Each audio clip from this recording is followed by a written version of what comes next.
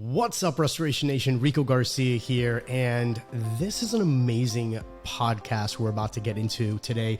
And we're going to be talking about controlling the chaos that is project management. And of course, to help us do that, we're joined by Tim Hall from Violand Management. And it's an amazing episode. We cover so much ground, everything from customer service to negotiation, project management, principles, overall communication, project administration, time management, and so much more that if you're project managing and or having issues with project management and you're looking for places within project management that you can potentially optimize, this is going to be the podcast for you. But before we dive in real quick, just want to give a big shout out to cnrmagazine.com. Again, go to cnrmagazine.com, hit the big red subscribe button, get your subscription today. Keep your finger on the pulse of what's going on in the industry.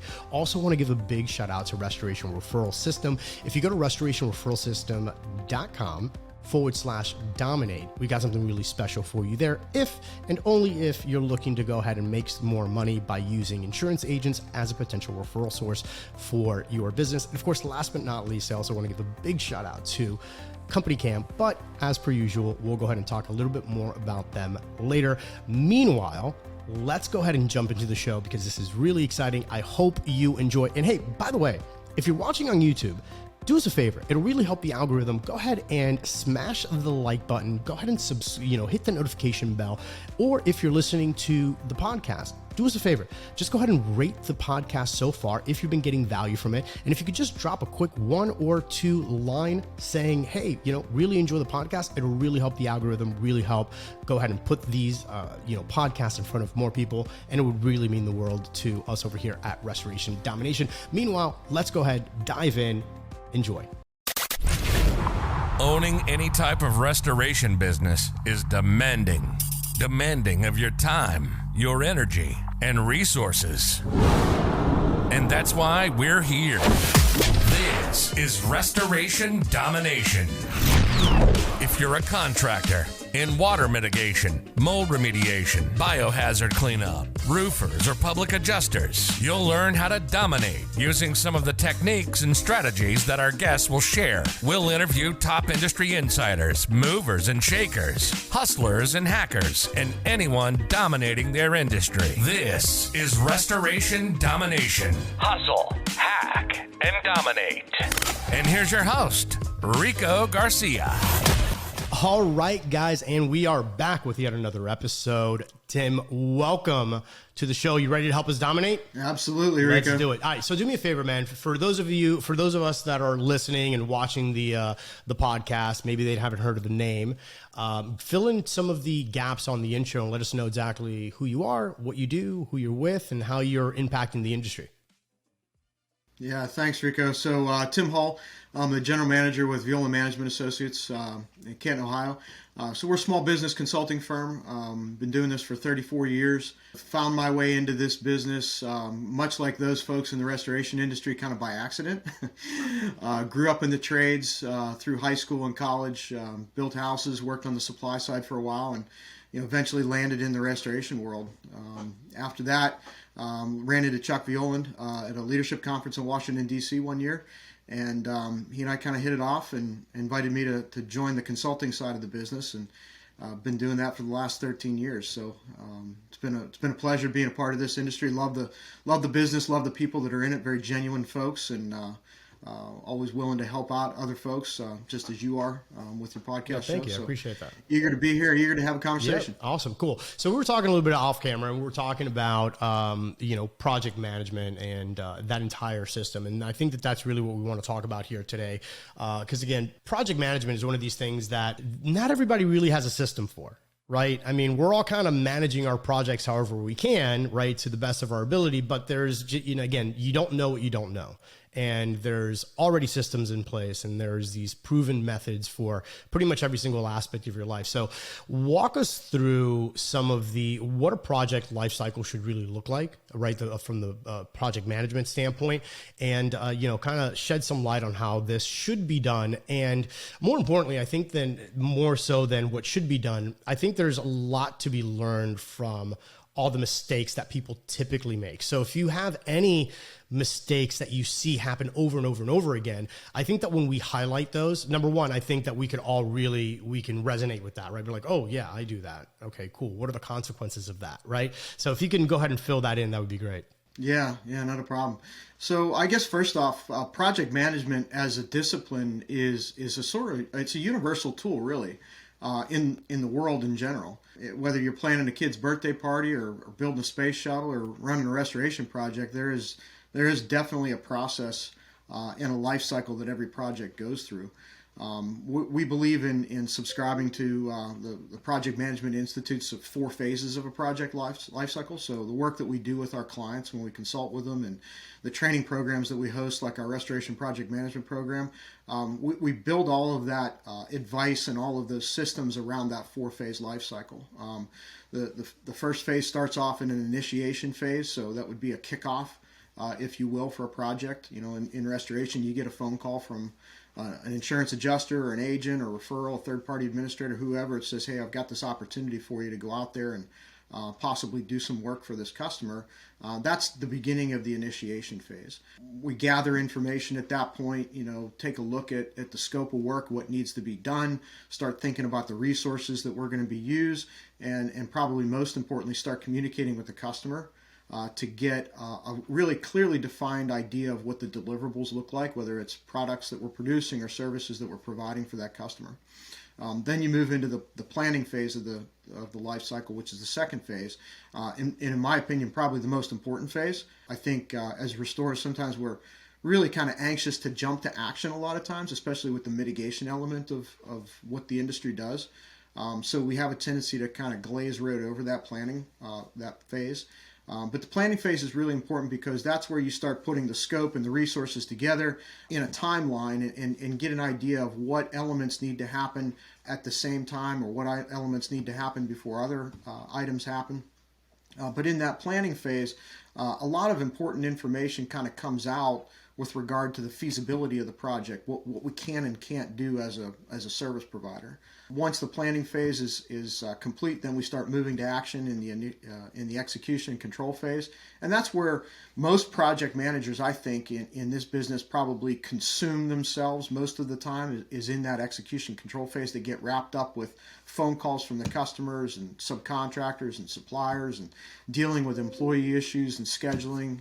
And change, which is where that change is managed in the execution phase. And then, of course, that takes you through the completion of the project, but the completion of the project really shouldn't die there. There should be a formal closing phase as well, which is the fourth phase of the project lifecycle, where you gather all the information and the actual data from the work that you did.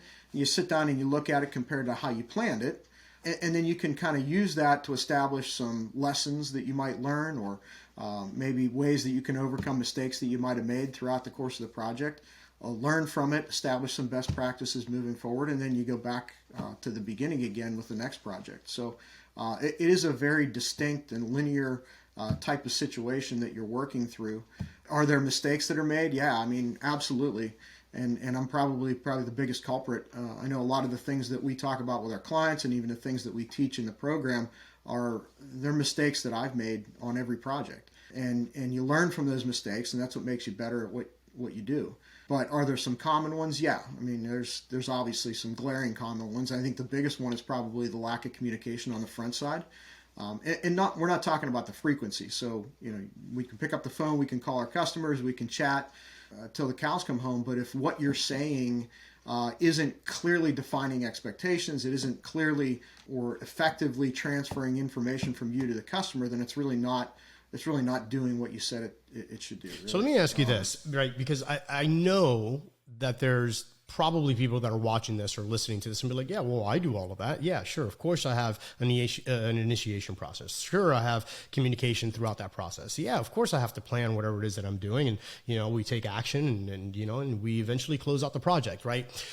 So, from a very top level, when you just hear the words, it just seems very simple, right? It's almost like you would assume that everybody's doing this, but you and I both know that in the real world, that's not happening. So let's like unpack it. And this is again why I like the comparisons and really highlighting what the most common mistakes are when people, let's say for example, when they're talking about initiating the project, right? Or initiating that first phase, communication. Where is it that, especially when you see, people going through your training and everything else, is there an aha moment for them? They're like, oh, you know what? I wasn't doing this, or I was doing this wrong, and this was causing some kind of effect. Like, do you have any examples like that? Yeah.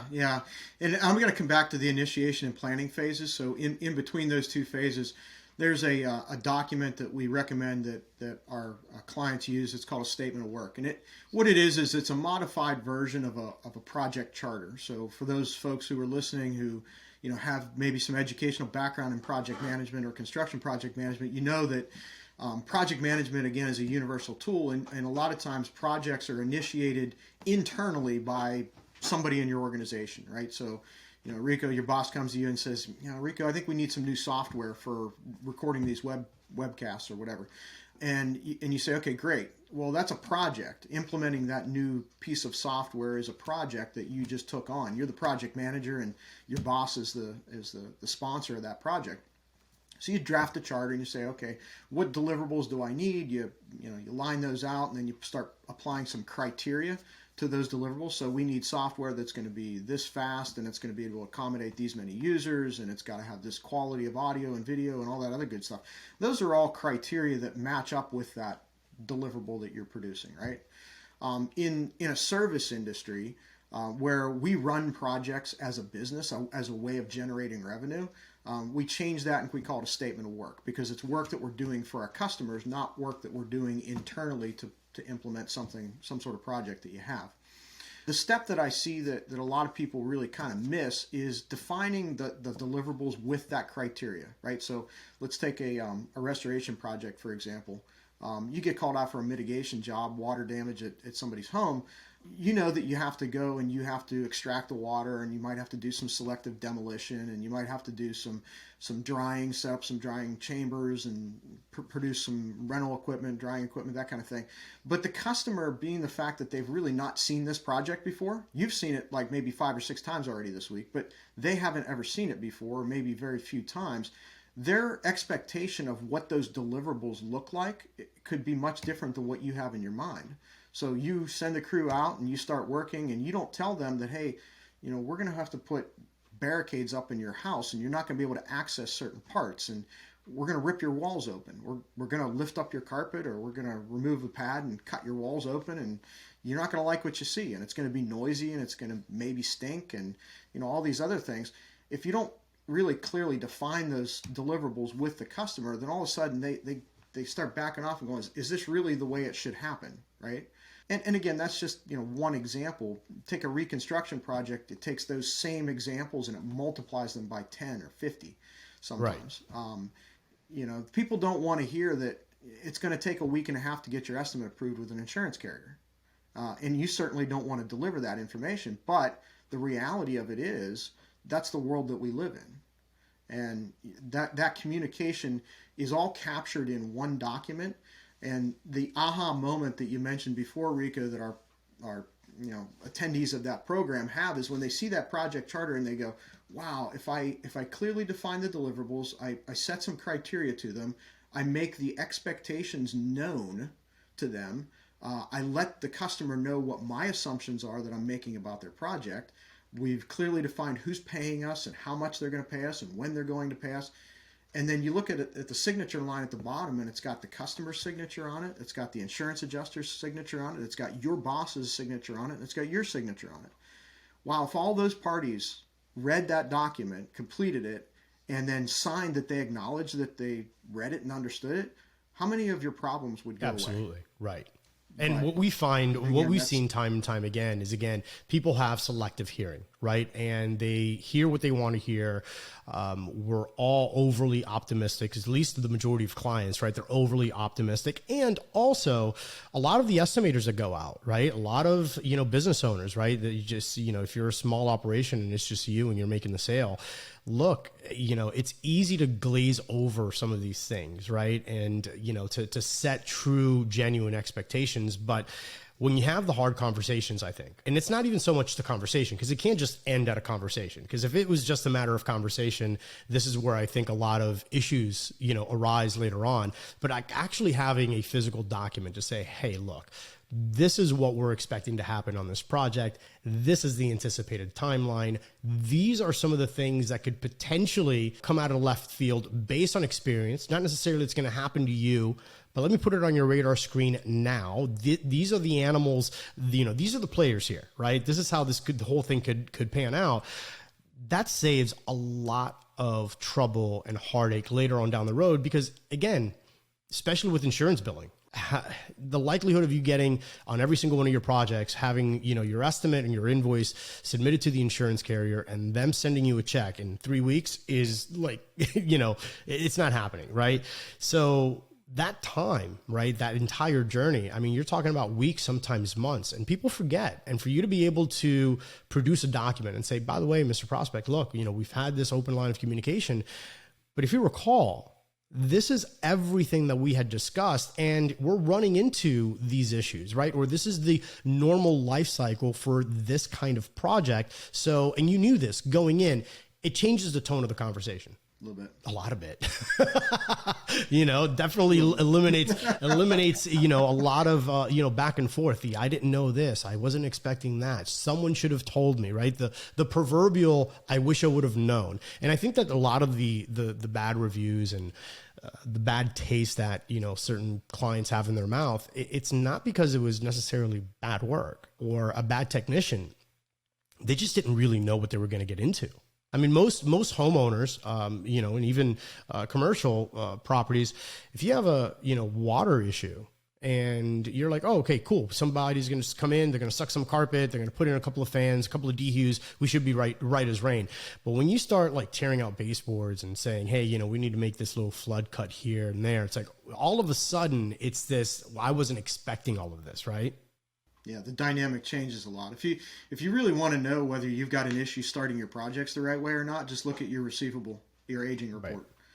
Right. You'll see, if you look at the receivables that are hanging out there past 60, 90 days on anybody's AR accounts, 90% of them can be traced back to communication errors or project initiation and planning errors. Right. So the next phase would be the planning phase. And typically, if we were to unpack the planning phase, again, let's go through the same type of scenario. Like, where is it that you've noticed most people kind of drop the ball in the planning phase? And what's that aha moment? And what is it that people should really look at implementing if they haven't done so already? Yeah, so this one's a fun one because it's graphical, right? So when you think about project management, people think about Gantt charts and activity network diagrams and work breakdown structures and all those technical terms that academia likes to use with, associate with project management.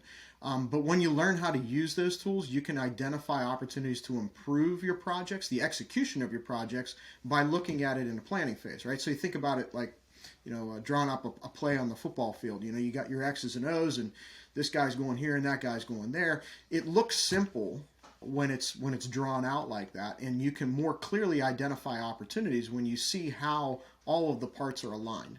So planning a project by taking it and breaking it down into those elements and using those tools that I mentioned before, they allow us to identify, hey, I've got an activity that's occurring here, and I know that I've got 10 days to get that activity done until I can start the next one.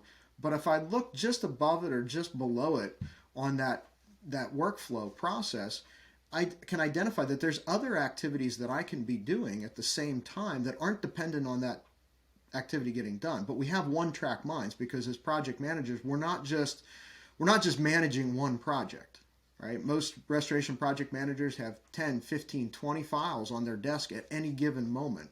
So they're taking resources or robbing Peter to pay Paul constantly every day, but they're losing sight of the big picture because while they can start 10 or 15 different jobs at the same time, you can't finish them all at the same time. And when your company as an organization, so I'm going to kind of step up a level to operations management now, if you look at all of those projects combined and you've started a bunch but can't finish any, now from an operational cost perspective, you've just spent a bunch of money for work that you can't complete and can't collect yet. So now it's costing you more to produce the work. So again, back to the planning phase, it allows us to take a look at the resources that we need all through the process and say, all right, well, I need Joe Painter on this job today, and I need an electrician over here tomorrow and somebody over there. But if I look at it across all 3 or 4 jobs that I've got going on this week, I can't have Joe in 3 different places at the same time. Right. So I've got to plan that accordingly so that I don't have long lapses in activity, because the longer the lapse in activity, the more it costs my company. Every day that it's in production is money that you're borrowing, whether it's from your owner's bank or from the line of credit that you're using to finance the projects. You're spending money. That money costs you money every day. The idea is to turn them quicker by getting them started so you can finish them faster and more expeditious. Right, and just have... To me, that's the big aha moment in the planning phase, is seeing it graphically and being able to allocate the resources where you need them to get the result. Right, and just finding that degree of effectiveness, right? And again, all of these tools, it's exactly that. It's a tool to help you visualize, because again, it's very difficult to keep everything top of mind. I mean, things are, life gets in the way, right? New projects, new this, new that, the employee didn't come in, whatever that day looks like for you. It's very difficult if you don't have it mapped out and if you don't have some kind of visual cues to say, oh, wait, hold on, this is what I could be doing. This is how I can piggyback this particular, stacking your events, stacking your efforts, and ultimately that just leads to so much more profitability, right? And I think that the big takeaway is this is all really tedious stuff. Right. To map everything out and to take the additional time, right? And people don't want to invest that time. They're like, oh, man, is this really where my time is best spent? Or should I just be doing demos? Should I be putting down equipment? Should I just be worried about selling the next project? But I think that this is really where the detail is where the money is made, right? Having all of these systems in place is what allows you to not only, make money faster, but also just to be able to scale it at a much faster rate as well. Yeah, so one of the interesting parts about what you just said, Rico, is that if you look at all those activities that are necessary to complete a project from start to finish, and if you lay them out in a network diagram or a cross-functional flow chart or whatever method you want to use, you have to think beyond just the trade activities. So project managers, again, in this business, they're hands-oriented. And I get it, because I came from the field too. Like, I pounded nails for a lot of years. I'm a order drywall, hang drywall, paint the walls, put up the base, hang the crown molding. That people are oriented that way, right? But there's a lot of other activities that go along with the project that have nothing to do with physical labor. It's pulling permits, it's establishing budgets, it's allocating the subcontractors and getting the inspections lined up. Those are all project management activities that belong in the schedule, but are very rarely talked about in how they're executed, right? So, it's not just those trade activities. Getting work done in the field is one thing, and a lot of restorers are good at getting work done. But, they could probably use a little help in some of those other activities and how they fit into the overall plan to get things right. done. And for those of you watching and listening, and if you're getting value from this so far, which I'm sure that you are, just wanted to put it out there, April 25th through the 30th in Canton, Ohio, you guys over at Violand are actually having your restoration project management course, right? Which is, again, everything that we're discussing here today, just in much more detail. No, right. absolutely. So if you guys are getting value from this and you're looking at, your individual workflow, maybe you noticed and you're being honest with yourself and you're like, you know what, I've got the same thing falling through the cracks time and time again. Maybe this would be, something that would be of value to you, your organization, to your existing project management team, or if you're looking to just bring on a project management team, this would probably be something that would be right up your alley and that your business would probably thank you for. So on that note, let's just take a quick second and thank our sponsors. Photo documentation is possibly one of the most important aspects of what it is that we do in the restoration business. Not only so that the client knows exactly what's going on, but also so that you can prove your work to insurance companies. One of the best ways that I found to go ahead and document our projects is by using Company Cam. Company Cam is an amazing app. It has so many features, everything from time-stamped and GPS located photos, individual project files, unlimited photo storage, in-app communication with your crew, a live stream of all of your projects as the photos are coming in, as if it was an Instagram feed. So from a managerial standpoint, Company Cam can help you there as well. But more importantly, it gives you the ability to protect your organization while documenting and keeping everything nice and neat. So we've got a really special offer for you. If you go to companycam.com/dominate, not only will you get your 14-day free trial, but you're also going to get the first 2 months 50% off. So again, head on over to companycam.com/dominate. Get the app, and I'm sure you're going to love it. All right, so we're back, and so far we've covered the first 2 phases, right? We've covered the initiation phase, we've covered the planning phase, and now we start getting into the nitty-gritty, right? We start getting into the action phase, right? Now, this seems like it's pretty simple and pretty self-explanatory. You get right down to business, right? Is that so, or is there more to it than just, hey, rolling up your sleeves and going in there? Yeah, so it should be just that. You planned everything out and you just push the go button and you let it all happen in front of you. But I think everybody that's listening probably understands that throughout the course of that activity, you still have to do things like monitor the quality of the work that's being done. So you inspect what you expect to get. You also pay attention to risk. We haven't talked about risk yet, but risk plays a big factor in all 4 phases of the project lifecycle. Risk comes into play in the execution phase because that's where it shows itself, right? There's very little risk on the front side in the initiation, very little risk that we're dealing with in the planning phase. But when you start working, that's when the risks start coming to the table. So you have to manage that risk. And a lot of times you're not going to avoid it, right? So sometimes you can identify, hey, it's an exterior job and it's going to rain next week. I can't change the weather, right? But what can I do to mitigate the impact of that risk, right? Maybe you ripped the roof off already. Put a tarp on it. Those simple little things that seem like common sense, but a lot of times don't get, thought about because that rainstorm put a delay in your schedule this week and all of a sudden kicked another job back next week, and the customer that expected their roof to be done on Saturday is now 3 weeks out and you still haven't gotten a roofer there because he went to a different job. So all those things kind of come into play in the execution phase. But the biggest thing about that, especially with risk, is you have to manage change. And if there was one thing that I'd say restorers are pretty lousy at, it's managing change. But we should be really good at it because we're very creative folks. We adapt very well, and we're problem solvers naturally as an industry. But dealing with change means also communicating effectively with the customers. So it's one thing to say, all right, well, it's raining today, we're not going to be able to go out and repair that roof. But it's another thing to sit down with the customer and say, well, because of this delay, risk that was known in our project, we've got an action or a reaction to whatever that risk is that occurred. I can't just leave it at what it is and say, all right, Mr. Customer, we'll call you when we can come back out again, because that's not going to sit well. But what we should do is execute, again, a written document or a notice of change.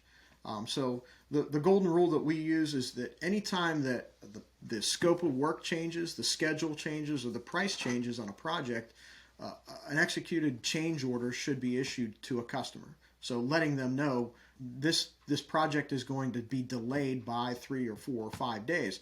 Here's the impact on the other deliverables. It may not impact your quality, may not impact the price, but the schedule is certainly going to have an impact, right? And there's other situations that we deal with all the time that come up. Customer wants to change materials. They call and say, hey, my household has COVID right now. Right. You can't come and work. Or maybe the same thing on your side. Maybe half your staff's out because you've got an outbreak in your production facility. All of those things, it's one thing to just call up a customer and say, hey, we're not going to be there. That's not memorialized anywhere. But to issue a written change order that says, Rico, I'm sorry, but we don't have the staff to do your project today, or our subcontractor called in sick, or whatever the case is. Documenting that, letting you know, hey, this is going to change, and your project's going to be delayed by X amount of days, or whatever the case is, or if there's a change in price. Maybe there is a change in price in the scenario you're dealing with, making it clearly understood. Mr. Garcia, you are expected, because of this change, to pay for that change amount out of pocket, or it's a supplement to your insurance carrier. We can proceed with the work that is necessary to do, with the understanding that you're ultimately responsible for paying the bill, or I could submit the supplement to your insurance adjuster and wait for their approval first to make sure that you have coverage, or you've got enough funds to afford that change. Letting the customer take control of that situation takes the onus off of you as a contractor. But the mistake that a lot of contractors make in the execution phase is they say, all right, we ripped that wall open and the studs are rotted, or there's another layer of floor there that we've got to build up in order to match all the finish. And you call the adjuster and you say, hey, Joe, this is the situation. He says, yeah, go ahead and do it. Just issue me a supplement later. You do it, and then all of a sudden you send that supplement later, and now he wants to pick it apart. Right. So from a negotiation standpoint, you're in a poor position because the work's already done. And if he wants to short pay the invoice or do whatever, as contractors, we're stuck because we're always trying to go during that execution phase, instead of having a plan in place to deal with that change or deal with those issues when they come. Taking the time to put it in writing, taking the time to make sure that all parties involved are on notice and know exactly what's going on, is totally a game changer, right? And I also think that there's a fear of having a lot of these conversations because, again, there is a lot of uncertainty in our business. There's a lot of, when you're dealing with commercial property owners, when you're dealing with homeowners, there's always this idea, whether they vocalize it or not, it's out there, where they say, you know what, I have insurance, I shouldn't have to be paying anything, right? And then all of a sudden they want to tweak material, they want to tweak this. There's other things that happen while you're doing whatever project, whatever's involved in the project. And there are some unexpected expenses, right? I think a lot of project managers, I think a lot of business owners, they have that fear of having that communication with the client because they don't want to talk about, hey, you know what, by the way, if you want this thing, it's going to cost X amount of dollars. And at the end of the day, you're ultimately responsible. Like, that's our industry, I think, and I've always said this, our industry has been very quote unquote soft when it comes down to asking for the order, for asking for money, right? And I know that I could potentially get some blowback on that statement, but at the end of the day, it's kind of what it is, right? We're on an AOB type of ecosystem, right? Sign here, don't worry, we'll take care of the rest, and then you're just billing the insurance company. But ultimately, at the end of the day, sometimes it boils down to the client, right? And making sure that they know they're the ones that should be holding the bag, and just having them putting the ball in their court and allowing them to make that educated decision in a documented way, I think it could be a lifesaver for a lot of people. Yeah, it's a lot different than picking up the phone or even sending an email or a text message, for that matter, which is popular today, right? But you can have those conversations in person. I like to have them in person.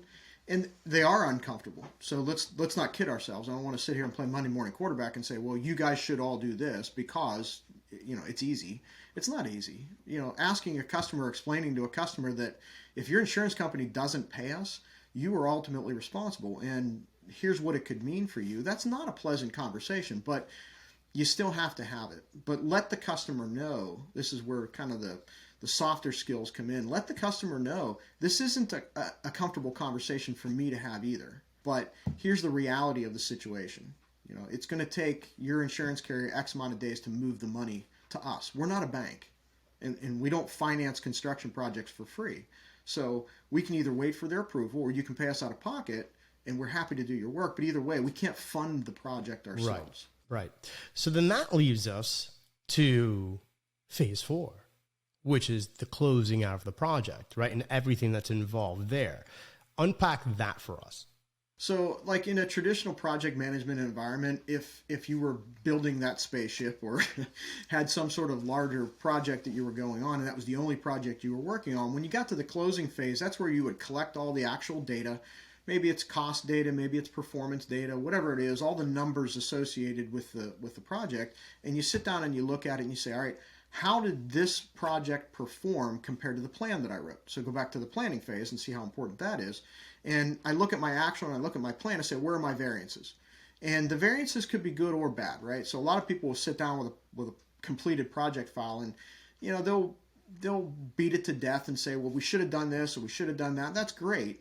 But also what you want to do is you want to take a look at the things you did well.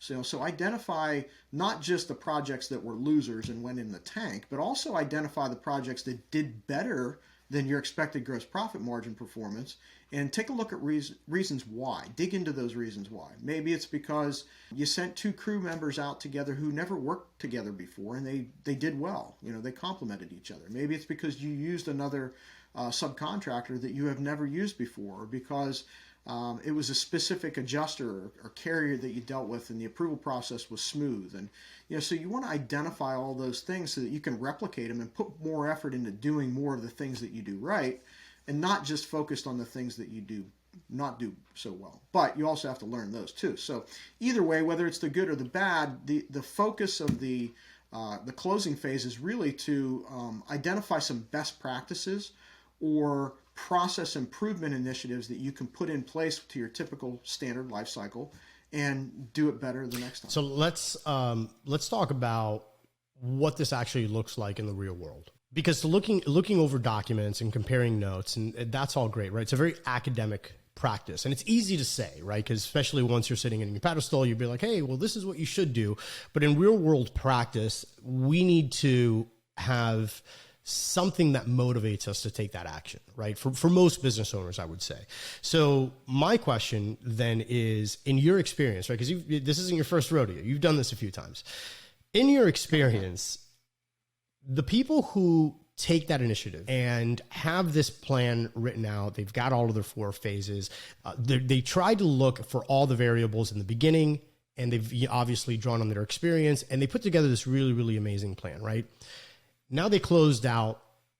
Once they go through this practice and they find ways to improve and, learn from the previous experiences and all of that stuff, have you noticed that there is a direct correlation with this practice, right? Of doing everything and then comparing, what you initially thought you were going to get into and what the actual outcome was?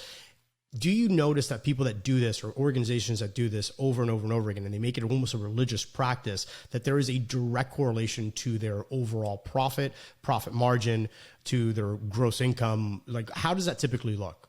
Yeah, it's funny that you asked that question. A number of years ago, I was asked to do a presentation for an industry, professional industry group on what makes clients successful.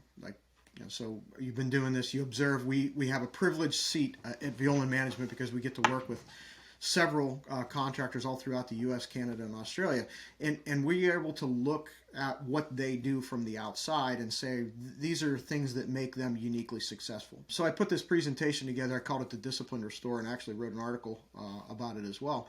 But in that piece and in that presentation, I identified very systematic approaches that are uniquely identifiable between all of the successful clients that we've worked with. So it's a common thread that runs through all of them. And at the root of it all is discipline. Discipline, thinking, thoughts, action. This is textbook stuff that comes out of Good to Great. Collins was onto something with that book, right? It's the same in project management. So you go back and you look at what made those folks successful. It wasn't the fact that they sat down, Rico, with every project that they finished and flipped through the actual cost reports and then pulled the components report out of Xactimate and compared what they had to what they planned. That's not the point. It's the point that they were disciplined enough to sit down and do that on a regularly scheduled basis with each of their project files. It's that disciplined approach to things. They make the coffee the same way in the morning. They dress the same way every day. They plan their projects out the same. It's discipline, and that discipline is contagious within an organization. So when one project manager does it, others pay attention. They say, that guy's a top producer, and there's a reason he's a top producer, and it's because this is the approach that he takes to working his projects. So it's not the physical sit down and let's write a closeout report on the project. It's the time and discipline that's associated with doing that after action report, or taking a look at the file saying, all right, what's similar between this job that went well and another job that went well? Is it because that I used, ABC Electric on both jobs? Is it because I had, Joe Adjuster on both jobs? I don't know. But you find those unique characteristics, and man, it only takes a couple of them to really have an impact on your overall profitability as a business. Right. And just being able to look for trying to find those common denominators and be like, oh, okay, cool. Every time I do this, or every time that, these stars align, then we kind of get this similar outcome. And now once you know that pattern and you've identified that pattern, now all of a sudden you can try to pursue that pattern, right? And a lot of times, like I think a lot of us in business, we get quote unquote lucky. I mean, obviously there's a lot of hard work and there's a lot of stuff that goes into it, right? But let's just use luck for the sake of a better word.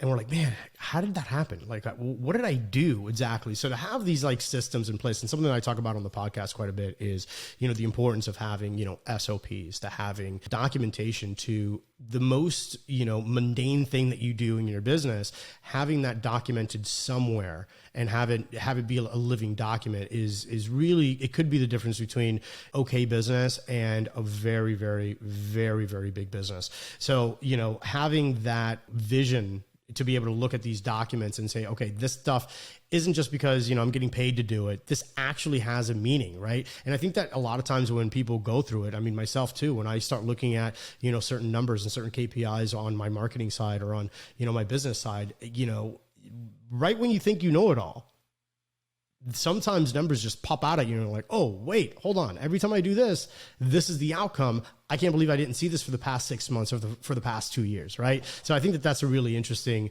thing, and just trying to get more people involved in it, which again would kind of lead to my next question. Do you see enough of this in our industry? Or do you think that a very systematic way of approaching project management, do you think it's kind of shooting from the hip in our industry? Or do you think that a lot more people are actually very systematic about it? Yeah, so it's gaining traction. I'm happy to see that in a lot of ways, right? So I think the project managers, and even the restorers for that matter, that are out there in the industry today are a little more educated than they used to be, a little more savvy, a lot more experienced. But the market demands are increasing. So the tolerance level of the consumer or the insurance carrier or maybe the commercial client that you're working for, their expectations are raised today. It's a little bit higher than what it used to be. So especially in a consolidated market like what we're seeing today, where we've got big national companies that are gobbling up local players, or we've got private equity roll-up guys. I mean, these are number folks that are funding these companies, and they're not going to be tolerant of the willy-nilly just, hey, I'm in the office today, Joe and Sally, you go over here, and if you don't have anything to do this afternoon, then go. That way of managing projects is quickly going by the wayside. And the opposite side of that is standardized processes and procedures. If I could, quote one of the founders of our industry, Marty King, for a moment, he wrote in an article years and years ago, I remember this quote like it was yesterday, when observation, knowledge, and instinct fail you as a restorer, it's the process that saves you. So if you think about that in the context of process improvement and project management, you can approach, as long as you have a standard process that works, you can approach any project. Whether it's a flood in Mrs. Smith's house, or a 15-story apartment fire in a downtown high-rise, or some weird cat job that you saw on an island somewhere. There's a reason why the folks in this industry that are successful are the ones that continue to be successful. I'm gonna call out, if it's okay. Can I mention specific? Yeah, names? Go right ahead. So I'm gonna take my hat off to the folks over at Charter Construction in Seattle, Washington. I've worked with those folks for a long time, and I've established so much respect for what they do and how they approach projects. They're a multifaceted organization, but they've won the Phoenix Award for several years in a row now, and there's a reason. It's because they're not a restoration company. They're a project management company. They manage projects probably better than anybody I've seen in the industry, and that's why their clients hire them. So it doesn't matter what type of building, where it's at, what type of loss it is, or anything like that. You throw any one of their project managers into a situation, and they're going to follow the same process every single time. and the chances of being successful on the backside are much higher than the average restorer. Absolutely. So one thing that we didn't mention, well, we kind of did, but not really, is the whole negotiation aspect of, which I know for you, that's definitely one of the things that you're really passionate about. So let's take a deep dive into that, because the negotiations for me, I mean, we're doing it every single day. The question is to what capacity, right? So let's talk about negotiation. Yeah, happy to do so. Negotiation is one of those things that I kind of developed a little bit of a passion for over the years. And it comes out in my 3 kids. You see them around the house today. They want to negotiate everything, but and they pay attention too. So when you're doing training programs, I do a training program on negotiation probably once or twice a year when I have time. But it's one of those things that I like doing more so for fun than anything. But you have to be a student of people when you negotiate. And a lot of people think that it's a hard driving, I'm a hard negotiator and I'm going to get my way and it's win-win-win and everything. That's really not the case. I mean, when you sit down and you look at the dynamics and how negotiations should be done, and when they're done and done effectively, they're bringing parties together and not driving them apart. It's a really interesting discipline, that you learn. So bring that word discipline up again. When we developed the curriculum for that project management course that you mentioned, about 12 or 13 years ago now, we looked at all the different components that make up a good project manager. And it's not just the 4 phases that we talked about, but there's other things like quality control and, legal issues and solutions and, customer service. And negotiation was one of those things that we actually dedicate a whole day to that in the program. One whole day, 8 hours of training, and you get a crash course in probably some of the best negotiation tactics that are out there. But it's interesting, and it's almost like a ballet. When you see it play out and you watch people do it and they're doing it the right way, it's a dance, and man, it's beautiful to watch. It is indeed. So we don't have 8 hours to dive into it, but give us some takeaways, right? Like if someone's listening to this right now and be like, you know what, I could really use some improvement on my negotiating skills. Like what would be maybe like your top 2 or 3 quick little tidbits that someone can go ahead and start implementing into their day-to-day negotiation? Yeah, I'll give you a couple. So we step through the presentation or training I do on negotiations, 5 keys to effective negotiating. But of those 5 keys, I'll give you a wet your whistle a little bit here. Understanding what you want going into a negotiation is actually the first key. You'd be surprised at how many people go into a situation, regardless of what it is. It could be buying materials from a supplier, could be trying to get a customer to change materials or even negotiating with a subcontractor to try to get them out there. When they go into that situation, they know that they need something, but they don't really know what they want, right? So understanding what you want and looking at it in a bunch of different elements. We have 8 negotiable criteria. So in any situation, there's 8 things that you can negotiate, Rico.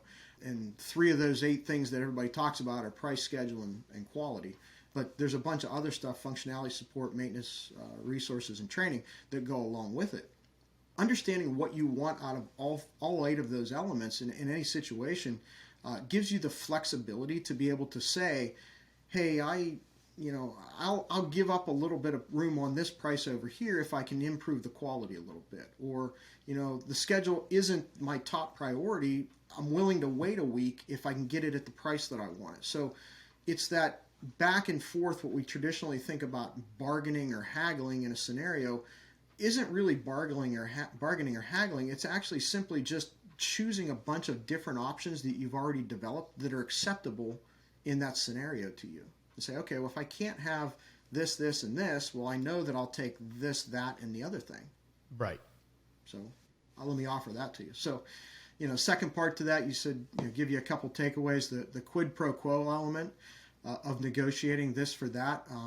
My big advice to everybody is never give anything up without getting something of value in return. Right. That's a phenomenal takeaway.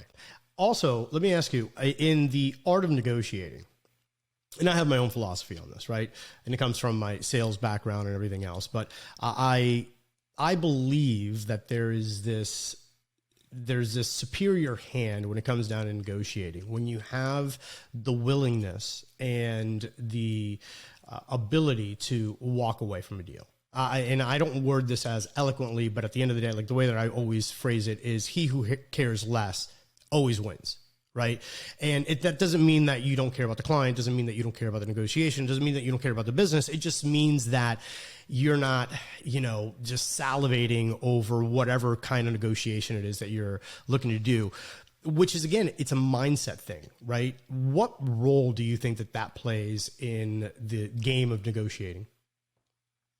Yeah, so that's a big one. And, when I first started studying negotiation real seriously and learning the different elements to it, there's a great book out there called Getting to Yes. And that book was written more, I think, from the sales side of things for negotiating. But the author puts forth this philosophy that there's this thing called a BATNA.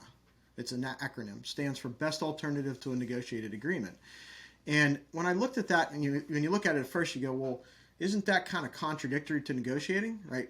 What if you're not getting a negotiated agreement? Well, then everything else is a loss, right? But in actuality, if you read into how they put that kind of philosophy together, what they're referring to is the best alternative to a negotiated agreement is your walkaway position, right? So if you go in to buy a car today and you don't need a car today, your best alternative to buying a car is settling with what you have. And if you're perfectly happy with what you have, well, then you're less likely to make compromises or make concessions during that negotiation. But if your car breaks down today and it's not getting fixed, and you have to go to the car dealership and you need to walk away from that car dealership today with a car, chances are your baton is pretty weak, right?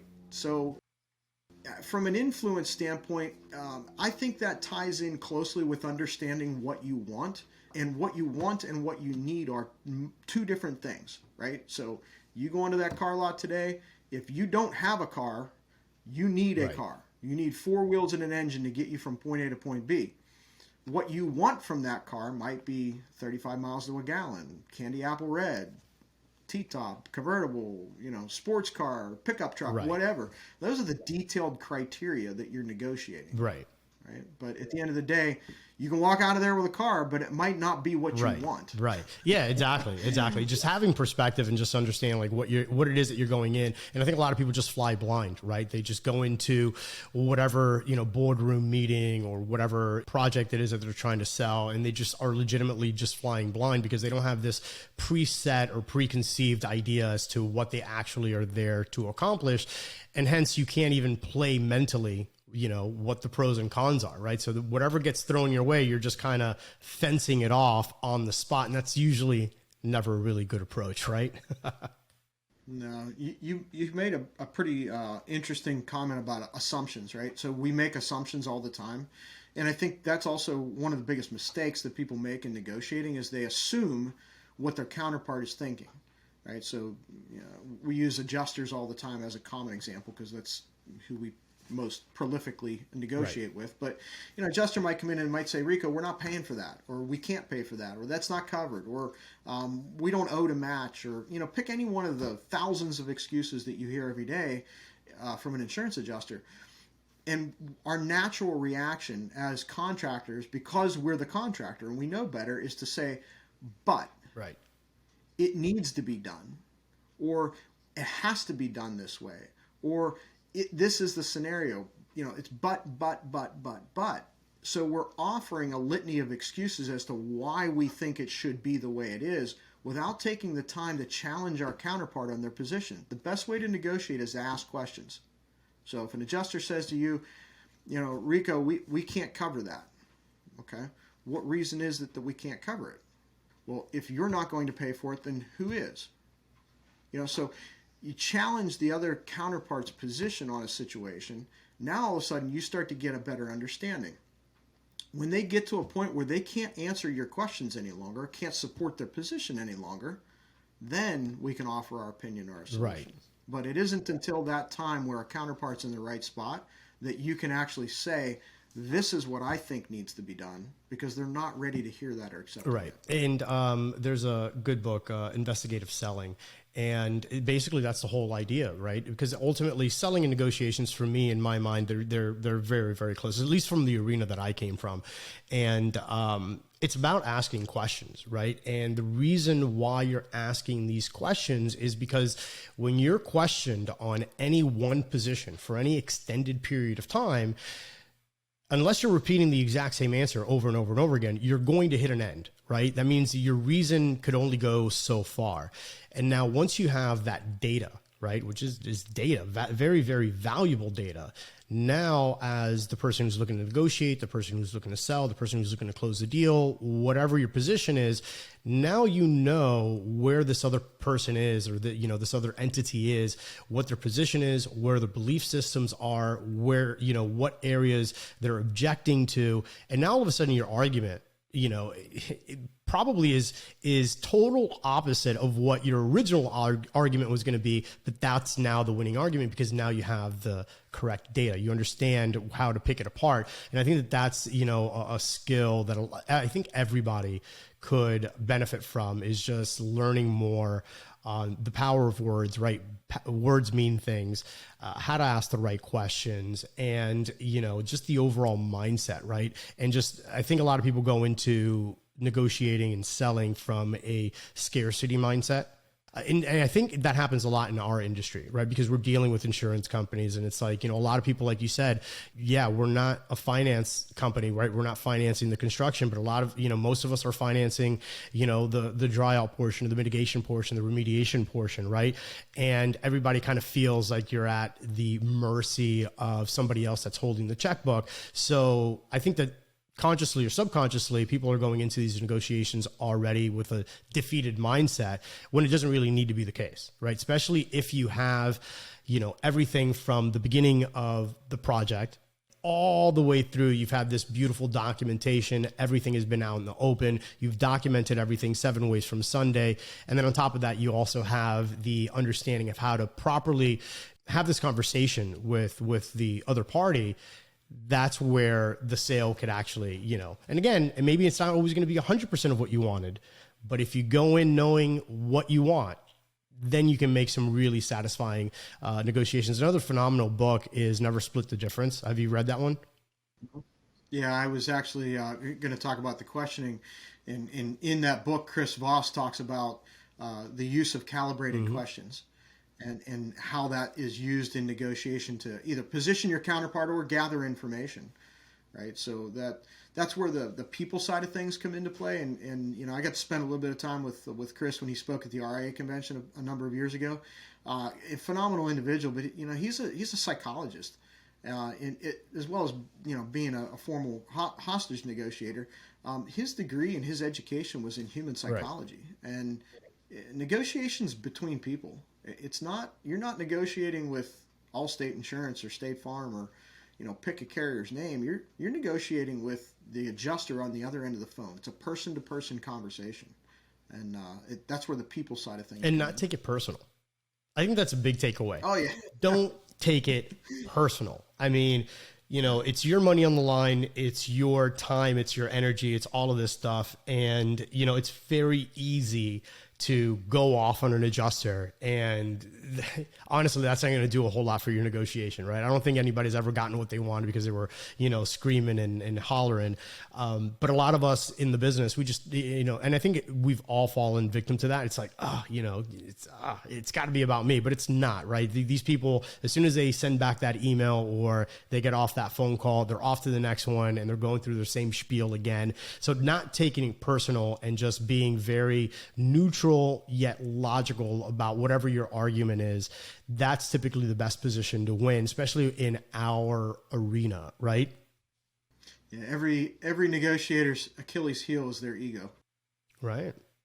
Always about the ego. Somehow the ego always pops up, right? I mean, when Chuck was on, right? I mean, that's what his entire book was about, is the ego and how it plays such a huge part in just overall leadership. So April 25th through the 30th, Canton, Ohio. Make sure, guys, for those of you that are watching and listening to the podcast, in the video description and in the show notes, I'm going to have a link to the Restoration Project Management course. And again, the dates are April 25th through the 30th in Canton, Ohio. We've only scratched the surface of the content that's going to be shared there and all the wisdom. And again, I think that, Violand is in a very unique position, right?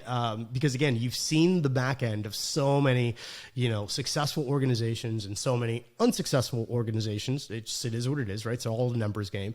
And, to be in a room with like-minded individuals that are striving towards, elevating themselves, elevating the business, elevating the industry, and systemizing things in a way, is very, very powerful. So if you guys, if this rung true to you and you see value in going to this event, I would highly recommend going to this event. Again, April 25th through the 30th.